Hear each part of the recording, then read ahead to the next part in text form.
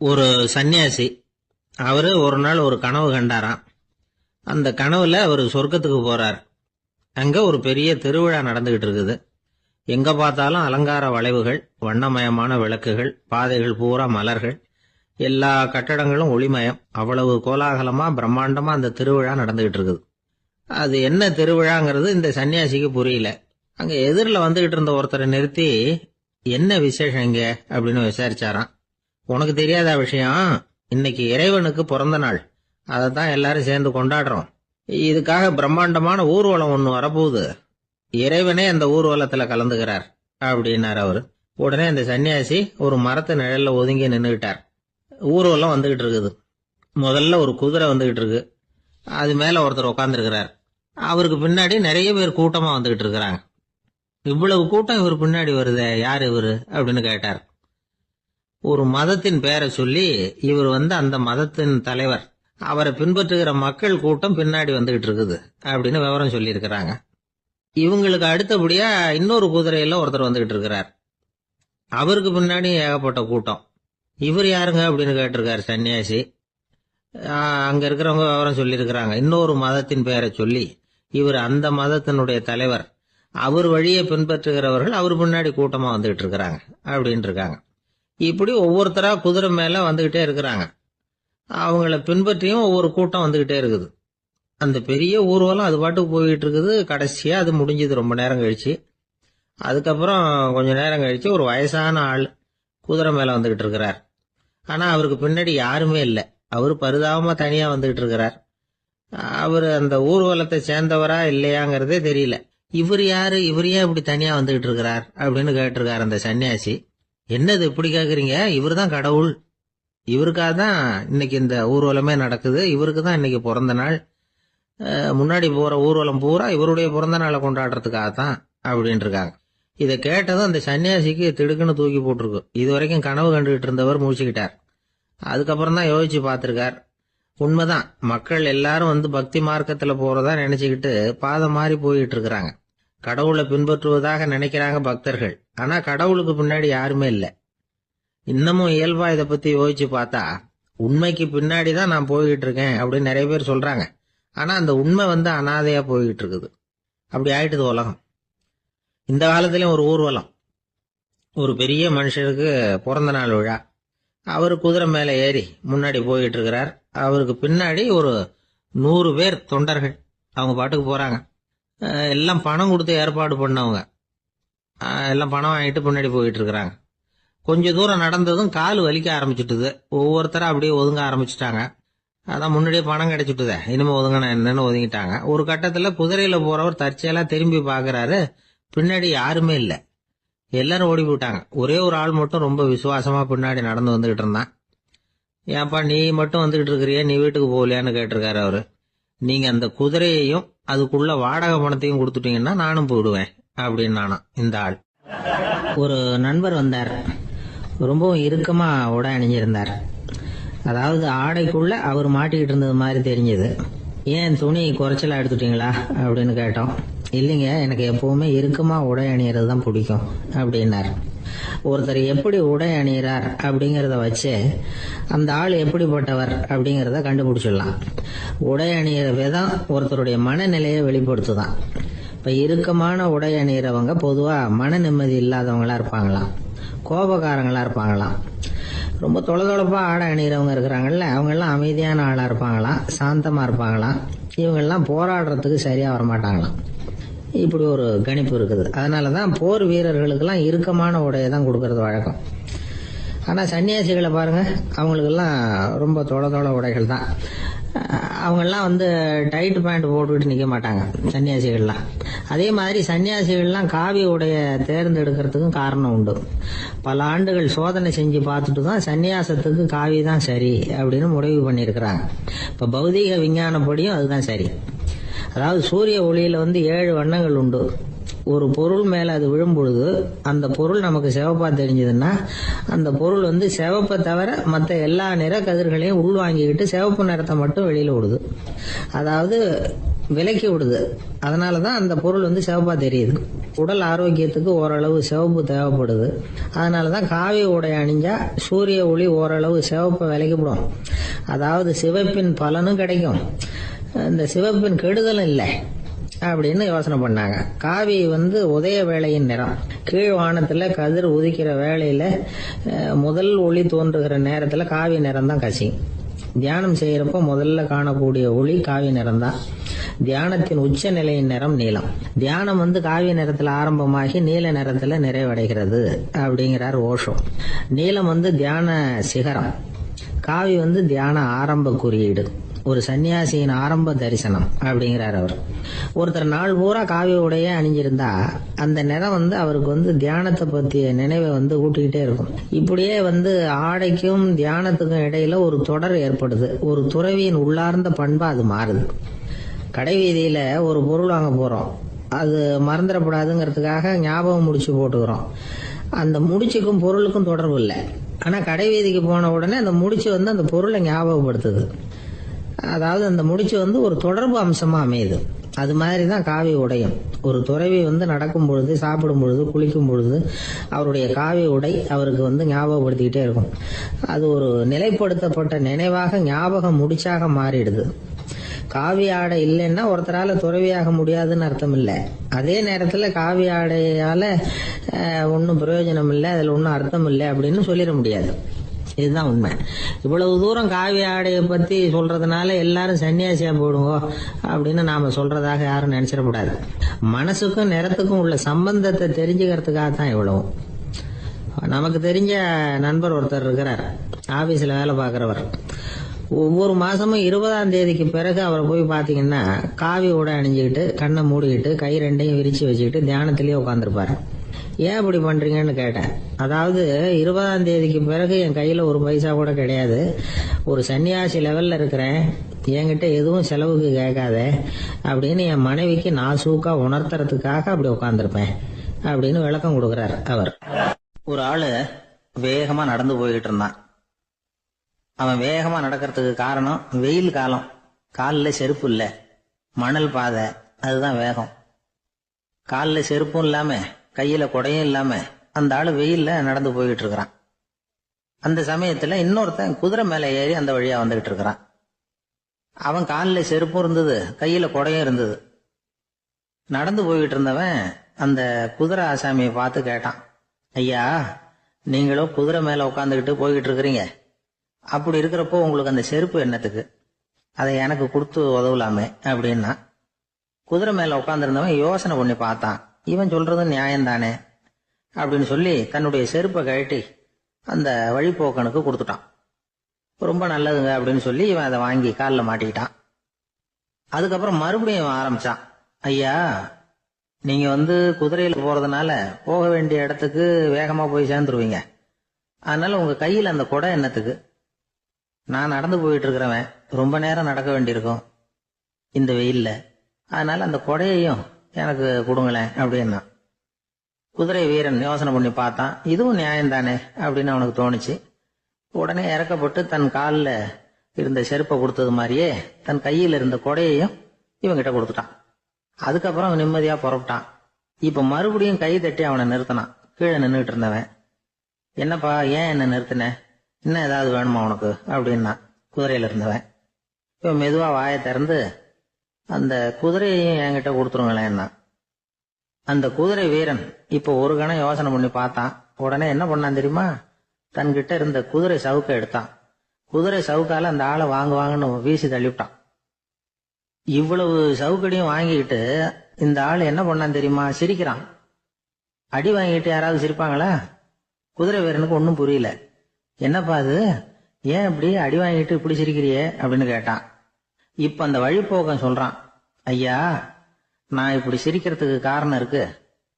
இப்படி குதிரை கேட்டு உங்ககிட்ட அடி வாங்கலேன்னு வச்சுக்கோங்க, என் உயிர் உள்ள வரைக்கும் மனசுல ஒரு தவிப்பு இருந்துகிட்டே இருக்கும். செருப்பையும் கொடையையும் கேட்ட உடனே கொடுத்தவன் குதிரையையும் கேட்டிருந்தா கொடுத்துருப்பானோ அப்படிங்கிற பேராசையில ஏங்கிக்கிட்டே இருந்திருப்பேன். இப்ப உங்ககிட்ட அடி வாங்கின பிறகு என்னுடைய அந்த சந்தேகம் தீர்ந்து போச்சு.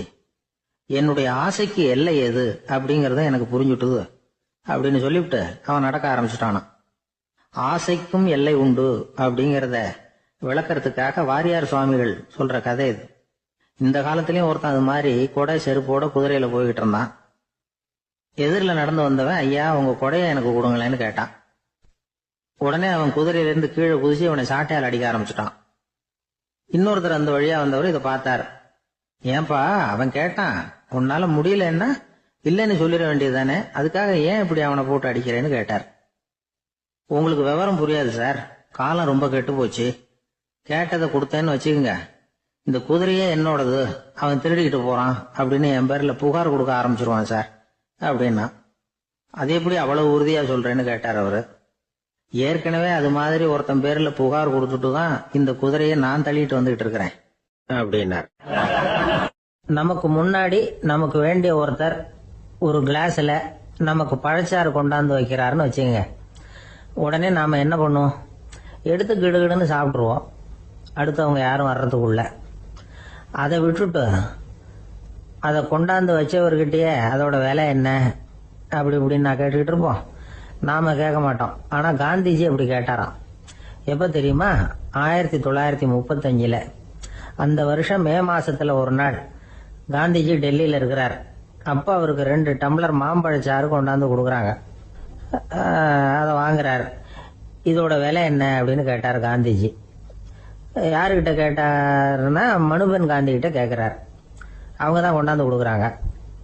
காந்திஜிக்கு உதவி செய்யறதுக்காக அவர் கூடவே இருந்தவங்க அவங்க கிட்ட தான் கேட்கிறாரு. காந்திஜி சும்மா வேடிக்கைக்காக இப்படி கேட்கிறாருன்னு நினைச்சுட்டாங்க அந்த அம்மா. அதுவும் இல்லாம அதோட விலையை கேட்டா காந்திஜி நிச்சயமா அதை சாப்பிட மாட்டார் அப்படிங்கிற பயம் வேற. அதனால அந்த அம்மா பதில் எதுவும் சொல்லாம கம்முன்னு இருந்துட்டாங்க. கொஞ்ச நேரம் ஆச்சு. அந்த பழச்சாறு வச்ச இடத்துல அப்படியே இருக்குது, வச்ச இடத்துல வச்சபடியே இருக்கு. காந்திஜி அதை சாப்பிடவே இல்லை. மனுபென் காந்தி பார்த்தாங்க. மெதுவா காந்திஜி கிட்ட போய் அதை சாப்பிடுங்களேன் அப்படின்னாங்க. பழச்சாறு விலை என்னன்னு கேட்டேன், அதுக்கு பதில் இல்லை. அது முதல் தப்பு. பதிலை எதிர்பார்த்திருந்தும் அதை பத்தி விசாரிக்கல, அது 2வது தப்பு. இப்படி 2 தப்புகளை பண்ணிவிட்டு என்கிட்ட வந்து இதை சாப்பிடுங்கன்னு சொன்னா அது எப்படி அப்படின்னு கேட்டாராம் காந்திஜி.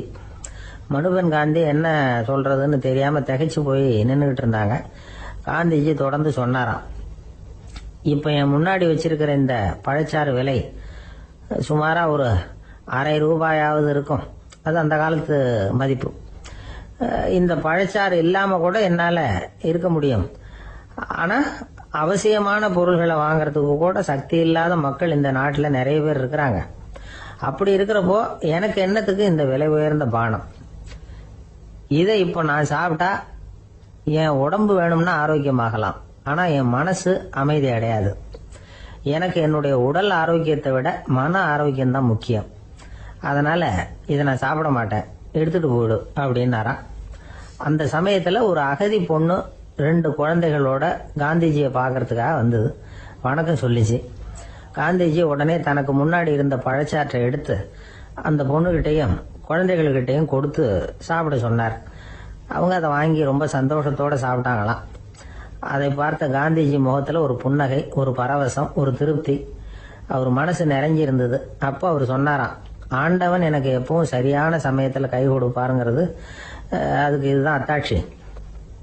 நான் ஒரு இக்கட்டான சூழ்நிலையில இருக்கிறப்ப கூட கடவுளின் கருணையால அந்த சூழ்நிலை என்ன பாதிக்கல. என் கூட இவ்வளவு நாள் பழகியும் கூட இங்க இருக்கிறவங்க எனக்கு அதிக விலை உள்ள பழரசத்தை கொடுத்தாங்க.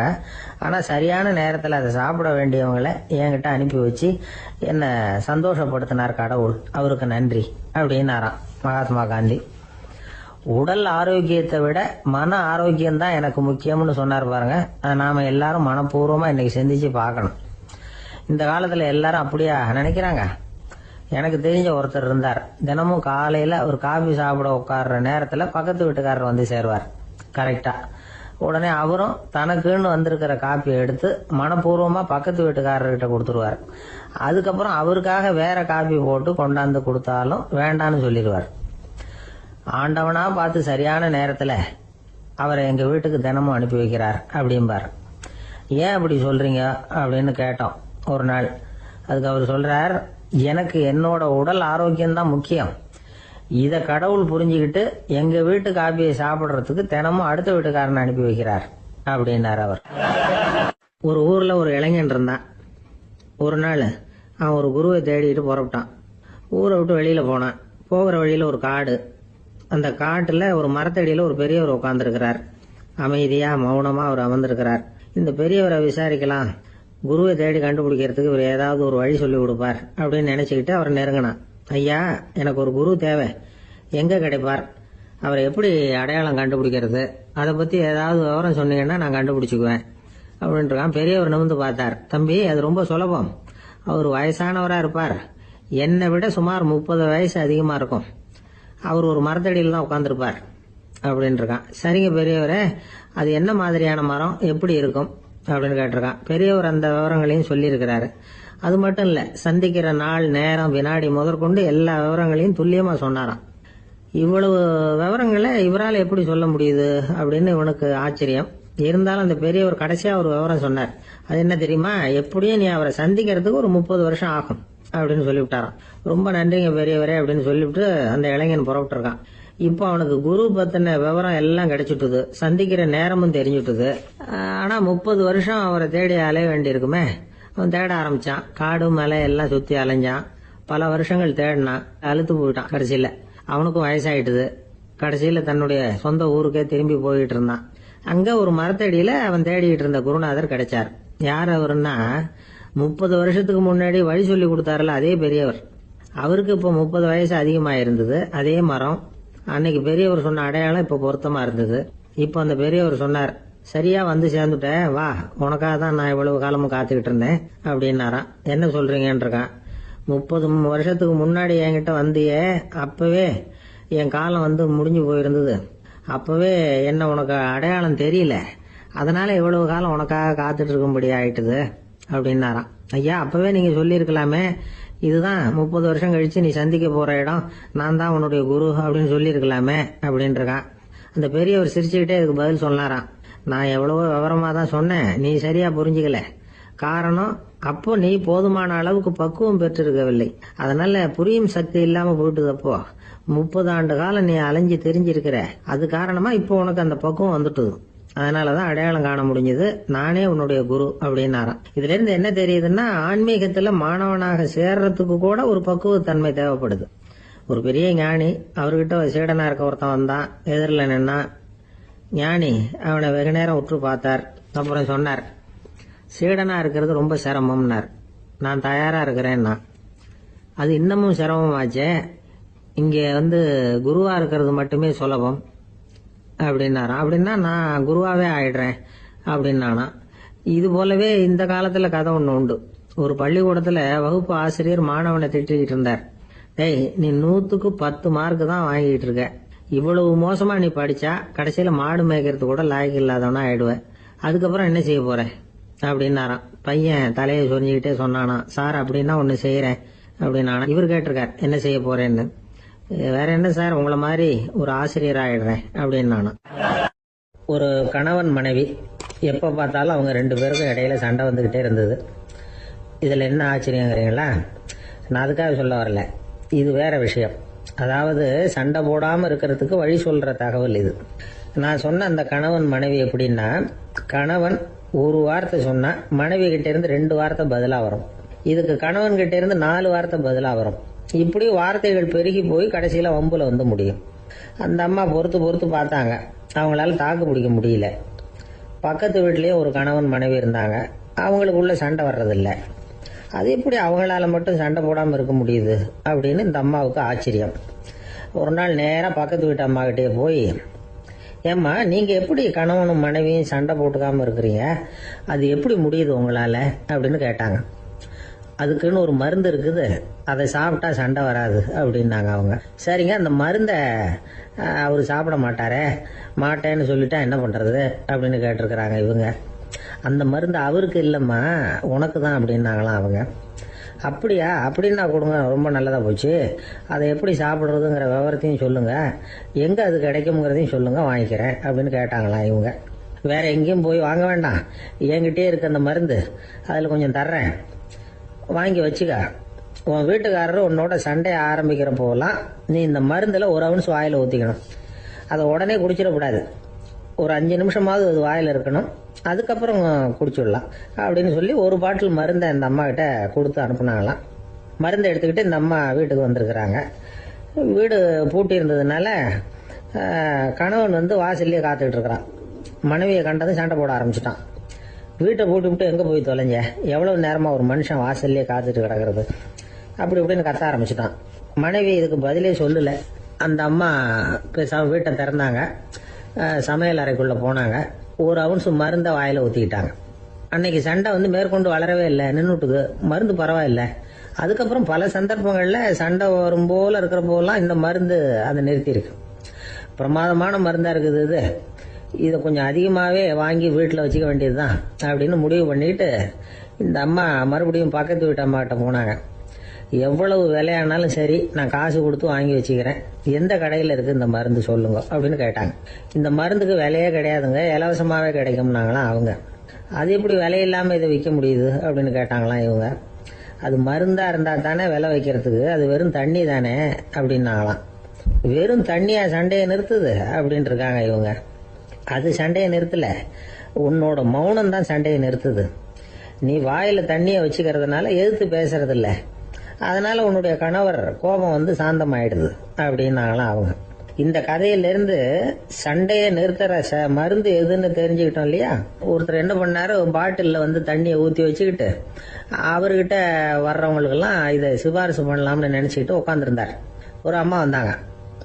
இதை கேட்டுவிட்டு இதையே ஒரு மருந்து மாதிரி கொடுக்கலாம்ங்கிறது அவர் முடிவு. அதனால பாட்டிலில் தண்ணியை அடித்து வச்சுக்கிட்டு அதில் கலருக்காக என்னத்தையும் ஒரு ஜீரகம் அது மாதிரி எதையாவது கலந்து வச்சுக்கிட்டு ஒரு மருந்து மாதிரி ஒரு பாவனையில் வச்சுக்கிட்டு உட்காந்துருக்காரு. யாராவது வீட்டில் சண்டைன்னா என்கிட்ட வாங்க மருந்து தரேன்னு. ஒரு அம்மா வந்தாங்க. எனக்கு என் வீட்டுக்காரருக்கும் அடிக்கடி சண்டை வருதுங்க அப்படின்னு இருக்காங்க. கவலைப்படாதம்மா, நான் ஒரு மருந்து தரேன்னு சொல்லி வீட்டுக்குள்ளே போய் ஒரு பாட்டில் எடுத்து வந்து கொடுத்தாரு. பாட்டிலில் இருக்கிறது என்னங்கிறது சொல்லிவிட்டா அது பேரில் மரியாதை வராது இல்லையா, அதனால் சொல்லலை. அந்த அம்மா வாங்கிட்டு போனாங்க. 4 நாள் கழிச்சு திரும்பி வந்தாங்க. என்னம்மா வீட்டில் சண்டை நின்று போச்சான்னு கேட்டிருக்காரு இவர். அங்கே நின்று போச்சுங்க, இப்போ உங்ககிட்ட ஆரம்பமாக போகுதுன்னாங்களாம். என்னம்மா அப்படின்ட்டு இருக்காரு அவர் பயந்து போய். இப்போ என்னங்க நீங்கள் என்ன மருந்து கொடுத்துருக்குறீங்க என்னங்க அப்படின்னாங்களாம் கோவமா. அது வெறும் தண்ணி தானே அப்படின்ட்டு இருக்காரு இவர். தண்ணியா இது, நல்லா பாருங்க அப்படின்னு அந்த பாட்டில் நீட்டினாங்களாம். இவர் வாங்கி பார்த்துருக்காரு. அப்புறம் தான் விஷயம் புரியுது அவருக்கு. இவர் கை தவறுதலா அவங்க வீட்டில் இருந்த மண்ணெண்ணெய் பாட்டில் எடுத்து அவர்கிட்ட கொடுத்துருக்குறாங்க. அப்புறம் என்ன ஆகும், சண்டை வராம. ஒரு அழகான கடற்கரை, சுற்றுலா பயணிகள் நிறைய பேர் அங்கே வந்து போகிறது வழக்கம். சனி ஞாயிறு கூட்டம் அதிகமாக இருக்கும். அதோட விளைவு என்னங்கிறது அடுத்த நாள் தான் தெரியும். ஆமாம், அந்த கடற்கரையை சுத்தப்படுத்துகிற தொழிலாளிகள் திங்கட்கிழமை ரொம்ப சிரமப்படுவாங்க. சனி ஞாயிறு வந்த கூட்டம் கடற்கரை பூராவும் காலி ஐஸ்கிரீம் கப்புகளை வந்து வீசி எறிஞ்சிட்டு போயிடுவோம். ஆயிரக்கணக்கான கப்புகள் அங்கே பரவலாக கிடக்கும். அதையெல்லாம் பொறுக்கி எடுத்து சுத்தம் பண்ணி ஆகணும். இதனால திங்கட்கிழமை வேலைக்கு வர்றதுக்கு எல்லாரும் பயப்படுவாங்க. அப்படி ஒரு நிலைமை. பல பேர் அன்னைக்கு வந்து லீவ் எடுத்துகிட்டு போயிடுறது வழக்கம். நமக்கு எதுக்கு இன்னைக்கு தொந்தரவுன்னு. இது ஒரு பெரிய பிரச்சனையாக இருந்தது. இதுக்கு என்ன பண்ணலாம் அப்படின்னு யோசனை பண்ணாங்க. ஒரு ஆலோசனை கூட்டத்துக்கு ஏற்பாடு பண்ணாங்களாம்.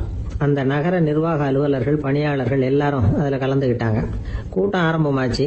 ஆரம்பத்தில் சொன்னாங்க, இந்த பிரச்சனைக்கு ஒரு தீர்வு வேணும், என்ன பண்ணலாம், அதை முடிவு செய்யறதுக்கு தான் இந்த கூட்டம்.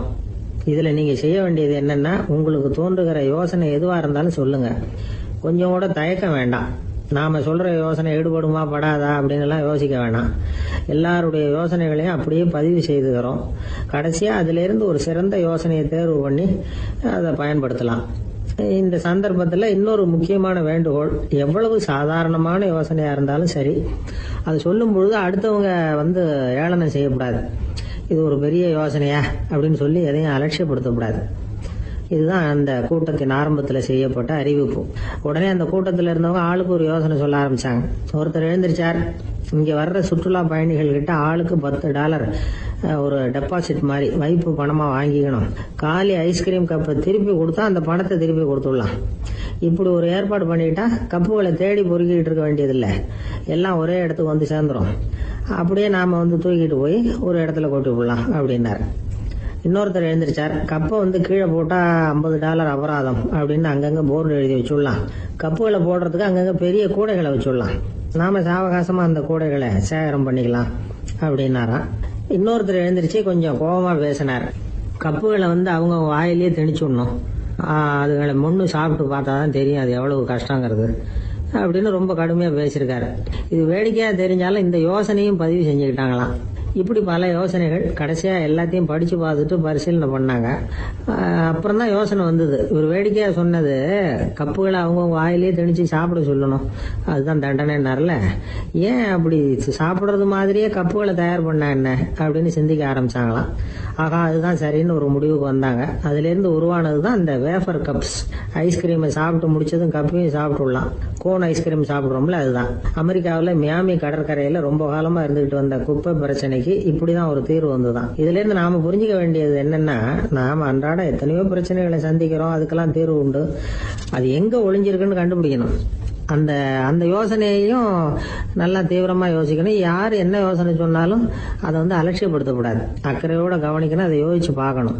ஒரு அம்மா தன்னோட வீட்டுக்காரரை ஒரு மனநல மருத்துவர்கிட்ட அழைச்சிட்டு வந்தாங்களாம். டாக்டர், இவருக்கு கோன் ஐஸ்கிரீம் பிடிக்கல, பேப்பர் கப்பில் இருக்கிற ஐஸ்கிரீம் தான் வேணும்னு அடம் பிடிக்கிறார் அப்படின்னாங்களாம். அது ஒன்றும் தப்பு இல்லையேன்னாராம் டாக்டர். இதுக்கு அந்த அம்மா சொன்னாங்களாம், இவர் கப்பு ஐஸ்கிரீம் வாங்குறதுல தப்பு இல்லை டாக்டர், பிரச்சனை அது இல்லை. அப்புறம் வேற என்னன்னு கேட்டிருக்காரு, வாங்கினதும் ஐஸ்கிரீமை கீழே கொட்டிவிட்டு அந்த பேப்பர் கப்பை மட்டும் விரும்பி சாப்பிடுறார், அதனால தான் உங்ககிட்ட அழைச்சிட்டு வந்தேன் அப்படின்னாங்களாம். ஒரு சராசரி மனிதனுடைய இயல்பு என்ன? இன்பம் வந்தா துள்ளி குதிப்பான், துன்பம் வந்தா சோர்ந்து போய் ஒரு மூலையில உட்காந்துருவான். இவன் தான் சராசரி மனிதன். ஆனா ஒருத்தன் இன்பம் வந்தா அதுக்காக மகிழ்ச்சி அடையறதில்ல, துன்பம் வந்தா அதுக்காக சோர்ந்து போறதில்ல அப்படின்னு வச்சுக்கோங்க. அப்படி இருந்தா அவன் சாதாரண ஆள் கிடையாது. ஒரு ஊர்ல ஒரு ஞானி இருந்தார். அவரை தேடிட்டு ஒரு பெரியவர் வந்தார். ஐயா, ஞானத்துல சிறந்த ஞானம் எது அப்படின்னு கேட்டாராம். இதுக்கு அந்த ஞானி என்ன பதில் சொன்னார் தெரியுமா? இன்பத்தினால மகிழ்ச்சி அடையாமலும் துன்பத்தினால சோர்வு அடையாமலும் இருக்கிறது தான் அந்த ஞானம், பெரிய ஞானம் அப்படின்னாராம். சரி சுவாமி, அப்படிப்பட்ட ஞானம் உங்களுக்கு எப்படி வந்ததுன்னு கேட்டிருக்காரு இவரு. அதை நான் ஒரு கழுதைகிட்ட இருந்து கத்துக்கிட்டேன் அப்படின்னாராம் அவரு. இவருக்கு ஒன்றும் புரியல, ஒரு மாதிரியா முழிச்சிருக்கிறார். இதை அவர் புரிஞ்சுக்கிட்டார். நீங்க நாளைக்கு காலையில நம்முடைய ஆசிரமத்துக்கு வாங்க, புரிய வைக்கிறேன்னாராம். சரின்னு அவர் போயிட்டார். மறுநாள் காலையில ஆசிரமத்துக்கு சேர்ந்தார். ஞானி அவரை கூப்பிட்டு உட்கார வச்சார். வாங்க இப்படி உட்காருங்க, கொஞ்ச நேரத்துல இந்த வழியா ஒரு கழுதை போகும், அதை கவனிச்சு பாருங்கன்னாராம். இவருக்கு இன்னமும் ஒன்றும் புரியாம போச்சு, ஒரே குழப்பம். இருந்தாலும் அந்த ஞானி சொன்னது மாதிரியே உட்கார்ந்துருக்கிறார். கொஞ்ச நேரத்துல அந்த வழியா ஒரு கழுதை போச்சு. அது முதுக நிறைய அழுக்கு மூட்டைகள், அதை சுமந்துக்கிட்டு போகுது. ஒரு சலவை தொழிலாளி அதை ஓட்டிட்டு போறார். கொஞ்சம் தூரத்துல ஒரு ஆறு இருக்கு, அங்க போய் துணியெல்லாம் சுத்தப்படுத்திக்கிட்டு சாயந்தரமா திரும்பி இந்த வழியாவே வருவாங்க. ஞானி சொன்னது மாதிரியே இந்த பெரியவர் அழுக்கு மூட்டையை சுமந்துக்கிட்டு போற அந்த கழுதையை கவனிச்சார். கழுதை போயிட்டுது. அதுக்கப்புறம் ஞானியை திரும்பி பார்த்தார். இப்ப அந்த ஞானி சொன்னார், சாயந்தரம் வரைக்கும் நீங்க இங்கேயே இருக்கணும்னார். அதே மாதிரி இவர் இருந்தார். சாயந்தரமா அந்த ஞானி சொன்னார், ஐயா, இப்ப கொஞ்ச நேரத்துல அந்த கழுதை இந்த வழியா திரும்பி வரும், அதையும் கவனிச்சு பாருங்கன்னார். இவரும் கவனிச்சு பாக்குறார். கழுதை வந்தது. அது முதுகுல சலவை செய்யப்பட்ட துணி மூட்டை, அது பாட்டுக்கு சுமந்துக்கிட்டு போய்கிட்டு இருக்குது. பெரியவருக்கு ஒன்றும் புரியல, பொறுமை இழந்துட்டார். சரி சுவாமி, இந்த கழுதைக்கும் உங்க ஞானத்துக்கும் என்ன சம்பந்தம் அப்படின்னார். இப்ப அந்த ஞானி விளக்கினார். ஐயா, இந்த கழுதை இதே மாதிரி தினமும் காலையில அழுக்கு மூட்டைகளை சுமந்துக்கிட்டு ஆத்துக்கு போகுது, மாலையில வெண்மையான சுத்தமான துணிகளை சுமந்துக்கிட்டு திரும்பி ஊருக்கு போகுது. காலையில இது போகும் பொழுது முதுகுல அழுக்கு மூட்டைகளை சுமந்துக்கிட்டு போறோமேங்கிற வருத்தமும் அதுக்கு கிடையாது. சாயந்தரம் திரும்பி வரும்பொழுது சுத்தமான துணிகளை சுமந்துக்கிட்டு வர்றோமேங்கிற மகிழ்ச்சியும் அதுக்கு இல்லை. இதை பார்த்துதான் நான் அது மாதிரி ஞானத்தை கத்துக்கிட்டேன் அப்படின்னாராம். அதனால யாரு கத்து கொடுக்கறாங்க அப்படிங்கறத விட எதை கத்துக்கிறோம் அப்படிங்கறது தான் முக்கியம். ஒரு சினிமா பாக்குறோம், ஒரு அருவி கொட்டுறது மாதிரி காட்சி வருது, தண்ணீர் வழியுது. படம் முடிஞ்சதும் பாத்தீங்கன்னா அந்த திரை என்ன நனைஞ்சு போயா இருக்கும். ஒரு தீப்பிடிச்சு எரியிற காட்சியே சினிமாவில் பாக்குறீங்க, காட்சி முடிஞ்சதும் அந்த வெண் திரையே கருகி போயா இருக்கும். படத்துல வர்ற தண்ணீரும் நெருப்பும் அந்த திரையை பாதிக்கிறது இல்லை. நாம அந்த திரை மாதிரி இருக்கிறதுக்கு கத்துக்கணுமா. அந்த பக்குவம் வந்துட்டதுன்னா இன்பமும் துன்பமும் நம்ம எதுவும் செய்யாது. ஒரு சினிமாவை பாக்குற வரைக்கும் சிரிக்கலாம், அழலாம். பார்த்துட்டு வெளியில வரும்பொழுது அழுதுகிட்டே வரக்கூடாது. ஒருத்தர் வந்தார், அப்படி படம் முடிஞ்சு வெளியில வரும்பொழுது அருவி மாதிரி கண்ணீர் சிந்திக்கிட்டே வர்றார். ஏன் சார், படம் அவ்வளவு சோகமா அப்படின்னு கேட்டார். இன்னொருத்தர், இல்ல சார், கூட்டம் ரொம்ப குறைச்சல் சார். மொத்தம் படம் பார்க்க வந்தவங்களே 15 பேர் தான் சார் அப்படின்னார் கண்ணீரை தொடச்சிக்கிட்டே. அதுக்கு நீங்க ஏன் சார் அழறீங்கன்னு கேட்டார் அவரு. இந்த படத்தோட தயாரிப்பாளரே நான் தான் சார் அப்படின்னாரா இவர். ஒரு ஊர்ல ஒரு ஆள் இருந்தான், தையல் கடை வச்சிருந்தான். அவங்கிட்ட ஒருத்தன் ஒரு சட்டை துணி எடுத்து கொடுத்து தைக்க சொல்லியிருந்தான். வர்ற சனிக்கிழமை வா வந்து வாங்கிட்டு போ அப்படின்னு அவன் சொல்லியிருந்தான். அதே மாதிரி இவன் வந்தான். அவன் தச்சு வச்சிருந்த சட்டையை கொடுத்தான். இவன் வாங்கி அங்கேயே போட்டு பார்த்தான். கை நீளம் ஒண்ணுக்கு ஒண்ணு வித்தியாசமா இருந்தது. வலது கை இடது பக்கத்தை விட நீளம் குறைச்சலா இருந்தது. அவன் முணுமுணுக்க ஆரம்பிச்சுட்டான், என்ன இது இப்படி தச்சுட்டியேன்னு. இதுக்கு அவன் சொன்னான், ஐயோ இதுக்காகவா சங்கடப்படுறீங்க, வலது கையை மட்டும் கொஞ்சம் உள்ள இழுத்தாப்புல வச்சுக்கிட்டீங்கன்னா சரியா போகுது. மற்றபடி அந்த சட்டையில உள்ள கலை அம்சத்தை கவனிங்க, எவ்வளவு அற்புதமா தச்சிருக்கேன் பாருங்க. ஒரு சின்ன குறைய இப்படி எல்லாம் பொருட்படுத்த வேண்டியதில்லை. நான் சொன்னது மாதிரி கையை கொஞ்சம் உள்ள இழுத்தது மாதிரி வச்சுக்கிட்டு நடந்து போங்க, ஜோரா இருக்கும் அப்படின்னா. அவனும் யோசிச்சு பார்த்தான். சரியான யோசனையா தான் தோணுச்சு. கொஞ்சம் முயற்சி பண்ணி வலது கையை கொஞ்சம் உள்ள இழுத்து சட்டை சரியா இருக்கிறது மாதிரி பண்ணிட்டான். இப்ப மறுபடியும் ஒரு பிரச்சனை. வலது கையை உள்ள இழுத்த மாதிரி அப்படியே வச்சுக்கிட்டதும் முதுகு பக்கம் கொஞ்சம் துணி தளர்த்தியா தொங்குறது மாதிரி தெரிஞ்சது. என்ன இது, முதுகு பக்கம் துணி குவிஞ்சுட்டுதே தொங்குதே அப்படின்னா மறுபடியும், அடடா இதுக்காகவா கவலைப்படுறீங்க, உடம்ப அதுக்கு தகுந்த மாதிரி கொஞ்சம் வளைச்சிக்கிட்டா சரியா போடுது. இதுக்காக அந்த அழகான தையலை பிரிச்சு அதுல உள்ள கலை அம்சத்தை கெடுக்கிறதுக்கு என் மனசு இடம் தரல. எவ்வளவுக்கு தளர்த்தியா இருக்கோ அவ்வளவுக்கு கொஞ்சம் உடம்ப வளைச்சி அப்படி குனிஞ்சது மாதிரி போங்க போதும் அப்படின்னா. அதுவும் நல்ல யோசனையா தான் பட்டுது இவனுக்கு. சரின்னு சொல்லிவிட்டு புறப்பட்டான். தெருவில் இறங்கினா, கைய கொஞ்சம் உள்ள இழுத்தான், உடம்ப கொஞ்சம் முன்னால வளைச்சான், சட்டைக்கு தகுந்த மாதிரி உடம்ப பண்ணிட்டான், மெதுவா நடந்து போறான். இப்போ எதிரில் இன்னொருத்தன் வரான். இவனை பாக்குறான், இவன் போட்டிருக்கிற சட்டையை பாக்குறான். ஆஹா அற்புதம்ங்கிறான். சும்மா சொல்லக்கூடாது, ரொம்ப நல்லா இருக்கு நிச்சயமா. இது இந்த ஊர் மேல தெருவில் இருக்கிற ஒருத்தன் இருக்கானே, அவன் தச்சதா தான் இருக்கணும் அப்படின்னா. இதை கேட்டதும் அவனுக்கு ஆச்சரியம். எப்படி அவ்வளவு கரெக்டா கண்டுபிடிச்சிங்க அப்படின்னு கேட்டிருக்கான். இதுக்கு அந்த வழிபோக்கன்னு சொன்னானா, அவன் ரொம்ப கெட்டிக்காரன். உங்களை மாதிரி உடம்பும் கையும் வளைஞ்சு போன ஒரு ஆசாமிக்கு அவனை தவிர வேற யாராலேயும் இவ்வளவு பொருத்தமான ஒரு சட்டையை தைக்க முடியாது அப்படின்னானா. பாருங்க, அவனுக்காக இவன் அனுசரிக்க போய் இவனோட நிலைமை எப்படி ஆயிடுது பாருங்க. இதே மாதிரிதான் சில சடங்குகளும் சம்பிரதாயங்களும் நம்மளை கோமாளி ஆக்கி விட்டுரும். எதுவா இருந்தாலும் அதுல அறிவுபூர்வமான அணுகுமுறை அவசியம். ஒரு நர்ஸ் அவசரமா ஓடி டாக்டர் கிட்ட சொல்லிச்சான், டாக்டர் ஒரு தப்பு நடந்து போச்சு, 10ஆம் நம்பர் பெட்ல இருக்கிற பேஷண்ட்டுக்கு காலில் ஆபரேஷன் பண்றதுக்கு பதிலாக கையில ஆபரேஷன் பண்ணி விட்டீங்க. கை ஆபரேஷன் பண்ணிக்க வேண்டிய ஆள் 7ஆம் நம்பர் பெட்ல இருக்கார் அப்படின்னு தான். அதுக்கு ஒரு பதட்டப்படாம சொன்னாராம், பரவாயில்ல இவரை தூக்கி 7ஆம் நம்பர் பெட்ல போட்டுரு அப்படின்னாராம். கப்பல் கடல்ல போயிட்டு இருக்கு. புயல், சூறாவளி, அலையெல்லாம் பெருசு பெருசா ரொம்ப உயரமா உண்டாகுது.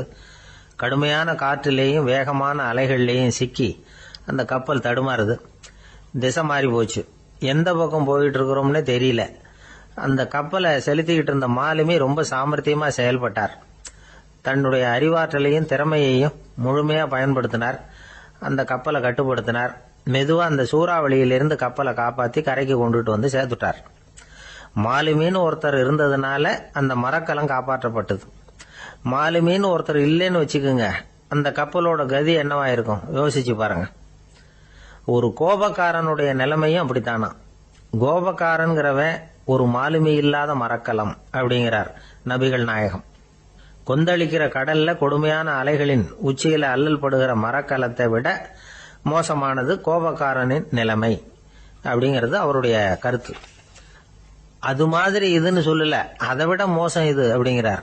ஏன் தெரியுமா, ஒரு கப்பல் கடல்ல தடுமாறினா அதை சரிப்படுத்த மாலுமி இருக்கிறார். அவர் தன்னுடைய சாமர்த்தியத்தினால அதை கட்டுப்படுத்தி சரியான வழிக்கு கொண்டுட்டு வந்துருவார். ஆனா கோபக்காரனுடைய நிலைமை அப்படி இல்லை அப்படிங்கிறார் நபிகள் நாயகம். மனித மனம் ஒரு மரக்கலம், அறிவு அதுல இருக்கிற மாலுமி.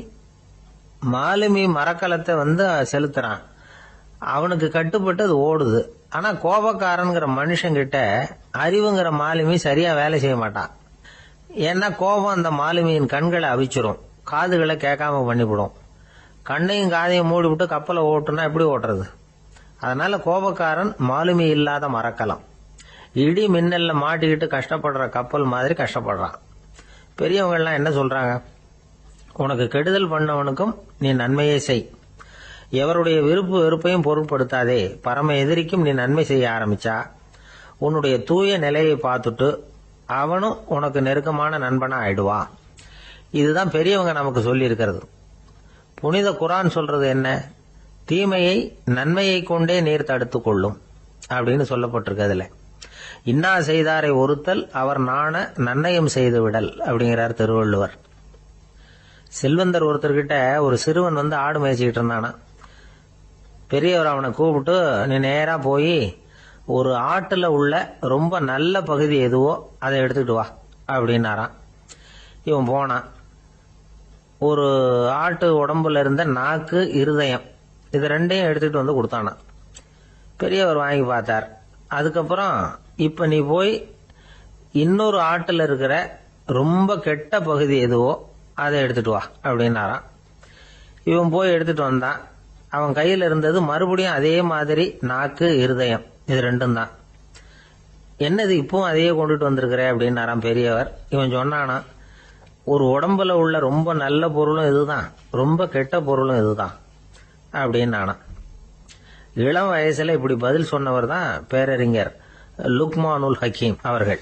கோபப்படாம இருந்தா இது ரெண்டும் நல்லா வேலை செய்யும், கோபப்பட்டா இது ரெண்டும் மோசமா வேலை செய்யும். அதை புரிஞ்சுக்கிறதுக்காகத்தான் இன்னைக்கு இந்த தகவல். கோபம் வந்துட்டா நாம என்ன செய்யறோங்கிறது நமக்கே தெரியாது. ஒருத்தர் டாக்டர் கிட்ட போனார் அவசரமா. டாக்டர், எனக்கு இப்ப கடுமையான கோப வெறி, எனக்கு கண்ணு மண்ணு ஒன்னும் புரியல, உடனடியாக அதை கட்டுப்படுத்தணும், உடனே இதுக்கு ஏதாவது ஒரு மாத்திரை கொடுங்க ப்ளீஸ் அப்படின்னார். அந்த டாக்டரும் உடனே ஒரு மாத்திரையை கொடுத்து, இதை உடனே போடுங்க, நான் தண்ணி கொண்டுகிட்டு வரேன்னு உள்ள போனார். தண்ணியோட திரும்பி வந்தார். இவரு சொன்னார், டாக்டர், நீங்க கொடுத்த மாத்திரை ரொம்ப பெருசா இருந்தது, இருந்தாலும் கஷ்டப்பட்டு முழுங்கிட்டேன்னார். டாக்டர் சந்தேகத்தோட மேசையை பாக்குறார். பார்த்தா மாத்திரை அங்கேயே இருக்குது, பேப்பர் வெயிட்ட காணல.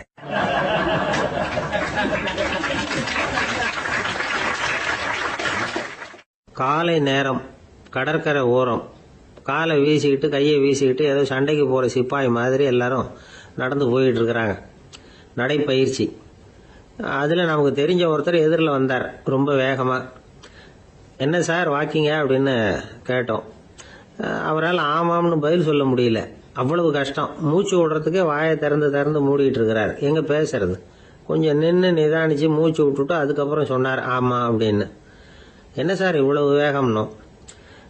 உங்க பேச்சை கேட்டுவிட்டு தான் சார் நடக்க ஆரம்பிச்சோம். நீங்க தான் அடிக்கடி சொல்லிக்கிட்டு இருந்தீங்க நடக்கிறது நல்லதுன்னு. அன்னையிலேருந்து ஆரம்பிச்சுட்டேன், ஆனால் ரொம்ப கஷ்டமா இருக்குது சார். இப்போ பாருங்க, உங்ககிட்ட சுலபமா பேசக்கூட முடியல, மூச்சு வாங்குது, உடம்பு கூட வலிக்கிறது மாதிரி இருக்கு அப்படின்னு அவர் பாட்டுக்கு பேச ஆரம்பிச்சிட்டார். உங்களை யாரு சார் இவ்வளவு வேகமா நடக்க சொன்னது? வேகத்தை குறைங்க, மெதுவா நடங்க அப்படின்னோம். நீங்க நடக்கிறதுனால என்னென்ன சௌகரியம்னு அன்னைக்கு சொன்னீங்களே தவிர சௌகரியமா நடக்கிறது எப்படின்னு சொல்லலையே அப்படின்னாரு அவர். இன்னமும் லேசா மூச்சு வாங்கிட்டே சொன்னா கூட இவர் சொல்றதுல ஒரு நியாயம் இருக்கு. அதனால இந்த நடைப்பயிற்சி பண்றவங்க கவனிக்க வேண்டிய சில முக்கியமான குறிப்புகள் இருக்கு. அது என்னென்னங்கிறத அவங்க தெரிஞ்சுக்கணும். அது தெரிஞ்சு வச்சுக்கிறது நல்லது. இதெல்லாம் மருத்துவ நிபுணர்கள் சொல்ற குறிப்புகள். அவங்க என்ன சொல்றாங்க தெரியுமா? உங்க வயசு 40க்கு மேலையா? உங்க எடை இருக்க வேண்டியதை விட 10 கிலோ அதிகமா இருக்குதா?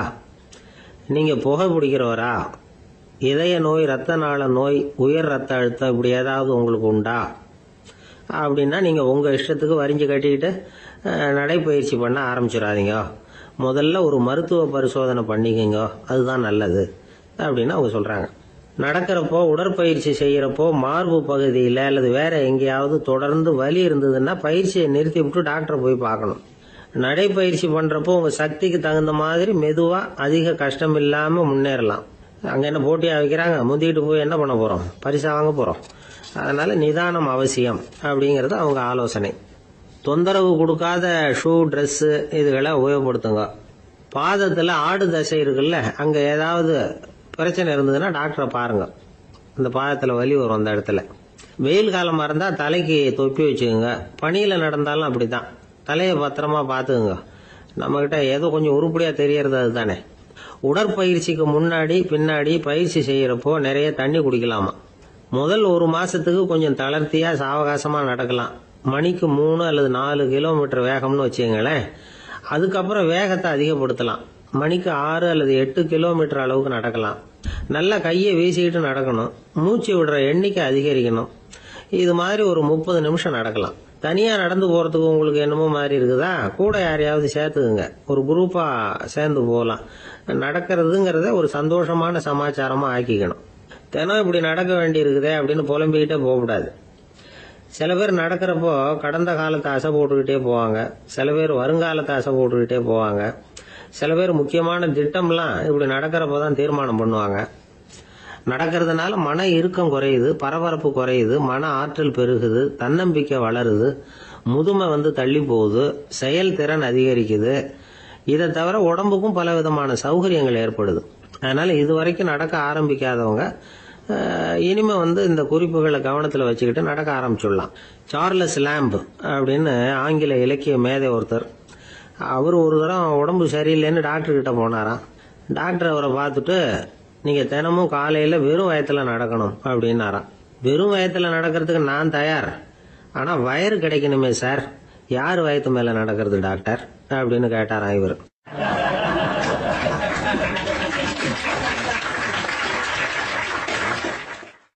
ரொம்ப பேருக்கு கூட்டத்துல பேசுறதுன்னா பயம். நமக்கு ஒன்றும் தெரியாதுன்னு மற்றவங்க நினைச்சிடக்கூடாதுங்கிற எண்ணம் தான் இதுக்கு காரணம்.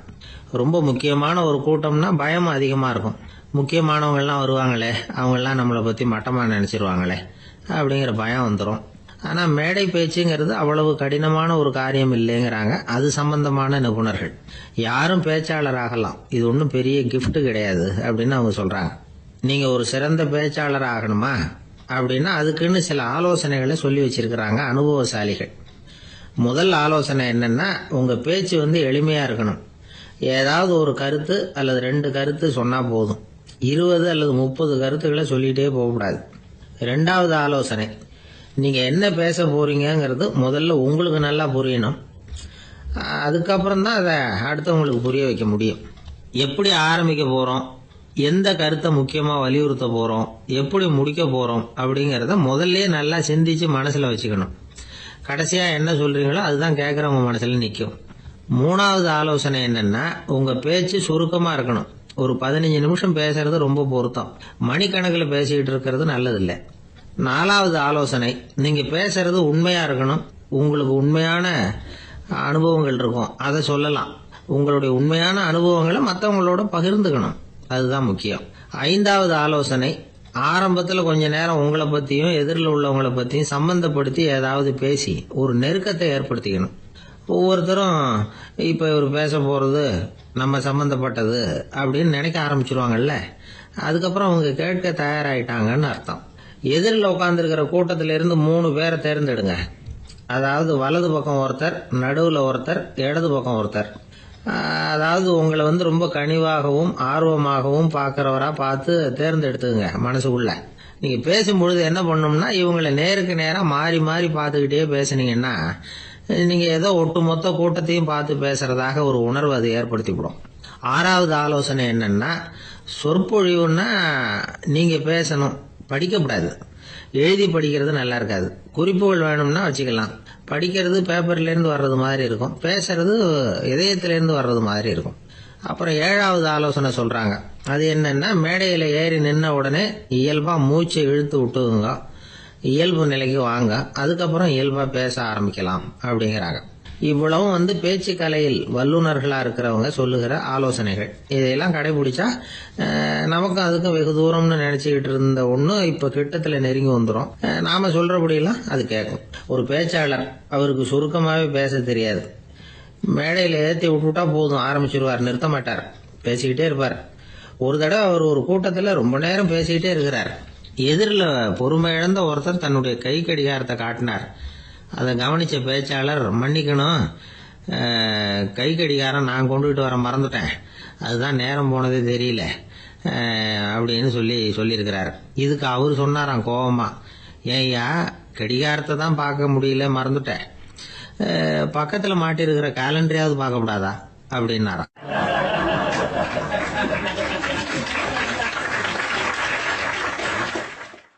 தானத்துல சிறந்தது எது அப்படின்னு ஒரு கேள்வியை கேட்டு, தானத்துல சிறந்தது நிதானம் அப்படின்னு அதுக்கு ஒரு பதிலும் சொல்றவங்க உண்டு. நிதானம் ரொம்ப அவசியம். அதுவும் இன்றைய உலகத்துக்கு ரொம்ப அவசியம். இன்னைக்கு உலகம் ரொம்ப பரபரப்பா போய்கிட்டு இருக்குது. பொறுமையா இருக்கணும்னு நினைக்கிறவங்களால கூட அப்படி இருக்க முடியறதில்ல. பொறுமையை சோதிக்கிறது மாதிரி பல சம்பவங்கள். அதையெல்லாம் சந்திச்சே தீர வேண்டியிருக்குது. எங்க போனாலும் கியூல நிக்க வேண்டியிருக்குது. எங்க போனாலும் காத்துக்கிட்டு இருக்க வேண்டியிருக்கு. ஆபீஸ்லயோ வீட்லயோ கூட நீங்க நிதானமா பொறுமையா நடந்துக்க தெரியலன்னா உங்களுக்கு சிடுமூஞ்சி, முசுடு இப்படிலாம் பேர் வச்சிருவாங்க. அது உங்களுக்கு தேவையா? சரி, வாழ்க்கையில் பொறுமைசாலின்னு பேர் வாங்கறதுக்கு என்ன வழி? முதல் பாயிண்ட், நீங்க நினைக்கிறது, எதிர்பார்க்கறது, செய்யறது எல்லாமே 100% கரெக்டா நடக்கணும்னு ஆசைப்படக்கூடாது. எதுவா இருந்தாலும் அதுல ஓரளவுக்கு தவறு நடக்கலாம் அப்படிங்கறத எதிர்பார்த்தே இருக்கணும். ஓரளவுக்கு அதை அனுமதிக்கணும். ஒரு நண்பரை 6 மணிக்கு ஒரு இடத்துக்கு வர சொல்லி இருக்கிறீங்க. 6 மணிக்கு அவர் வரல. உடனே பொறுமை இழந்து நடந்துக்க கூடாது. ஒரு 10 நிமிஷம் டிலே ஆகலாம். ஒரு வர்ற வழியில பஸ்ஸு கூட ஏதாவது டிராபிக்ல மாட்டிருக்கலாம். அதெல்லாம் எதிர்பார்த்தே கொஞ்சம் காத்திருக்கிறதுல ஒன்றும் தப்பு இல்லை. சில சமயம் டிலே ஆகிறது கூட நல்லதா முடியும். ஒரு பஸ்ஸை தவற விட்டுட்டு, ஐயோ கொஞ்சம் ஒரு 2 நிமிஷம் முன்னாடி வந்திருந்தா பிடிச்சிருக்கலாமே அப்படின்னு தவிச்சுக்கிட்டு இருப்பாங்க சில பேர். அடுத்தபடியா வர்ற பஸ் நேரடியா நீங்க போக வேண்டிய இடத்துக்கே கொண்டு போய் விடுற பஸ்ஸா கூட இருக்கலாம். அது உங்களுக்கு முன்னாடி தெரியாதுல்ல. சில நெருக்கடியான சூழ்நிலைகளை தமாஷா எடுத்துக்கிறதுக்கு பழகிக்கணும். சில இடங்களுக்கு போறப்ப காத்திருக்கிறதுக்கு நம்ம மனசை தயார்படுத்திக்கிட்டே போகணும். ஒரு ரயிலுக்கோ பஸ்ஸுக்கோ அல்லது விமானத்துக்கோ கப்பல் பிரயாணத்துக்கோ போறப்போ அங்க போய் நீங்க மணிக்கணக்கில் கூட காத்துக்கிட்டு தான் இருக்கணும். புறப்படுற நேரம் கூட மாறலாம். நீங்க போய் சேர்ந்ததும் அது உடனே புறப்படணும்னு கட்டாயமா என்ன? அது மாதிரி சமயத்துல படிக்கிறதுக்குன்னு சில சுவாரஸ்யமான புத்தகங்களையும் கையில் எடுத்துக்கலாம். உங்களை சுத்தி எவ்வளவோ சுவாரஸ்யமான சம்பவங்கள் நடந்துகிட்டு இருக்குதுல்ல, அதையெல்லாம் வேடிக்கை பாருங்க. எதுக்காக காத்துக்கிட்டு இருக்கிறோமோ அந்த காரியத்துல உண்மையாவே நமக்கு ஒரு அக்கறை இருந்தா நமக்கு போர் அடிக்காது. சில கோயில்கள்ல பார்த்திருப்பீங்க, தரிசனத்துக்காக பக்தர்கள் நாள் கணக்கில் காத்துக்கிட்டு இருப்பாங்க. அவங்கெல்லாம் அழுத்துக்கிறது இல்லை.